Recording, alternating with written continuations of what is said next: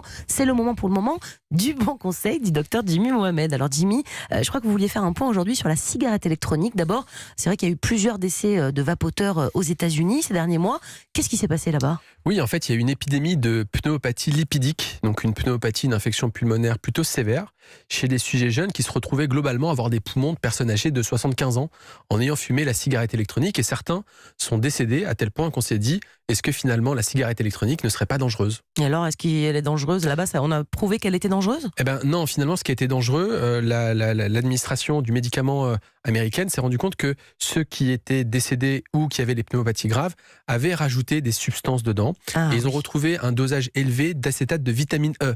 Donc la vitamine E, quand on en mange ou qu'on en boit, il n'y a pas de problème. Mais en revanche, lorsqu'on l'inhale, on sait que finalement, il y a des complications et surtout que ça a été rajouté dans le but de rajouter du cannabis, donc du THC. Et finalement, les gens sont morts ou ont fait des pneumopathies graves car ils ont rajouté dans leur cigarette électronique liquide, en fait, exactement un mélange huileux comprenant en plus du cannabis. Donc c'est ça qui les a tués. Donc cette huile dans les poumons, là, c'est pas bon quand on l'inhale, c'est et ça. Donc ça donne, et on comprend bien l'histoire de pneumopathie lipidique. Lipidique, c'est la graisse, et donc forcément, ça donne du gras, et ça a tué finalement les cellules et les bronches des personnes qui, en fait, ont juste mal utilisé leur cigarette électronique. Le problème, c'est pas la cigarette, c'est ce qu'on a rajouté dedans. Et alors, est-ce qu'on doit s'inquiéter en France, du coup ? Non, on doit s'inquiéter du tabac.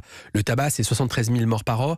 C'est la seule drogue légale qui tue un utilisateur sur 2. Donc si on doit avoir peur de quelque chose, c'est de la cigarette. Les données actuelles montrent que la cigarette électronique, évidemment que c'est pas l'idéal, mais c'est quand même mieux que la cigarette. Et donc, si on veut arrêter de fumer, il faut plutôt prendre ça.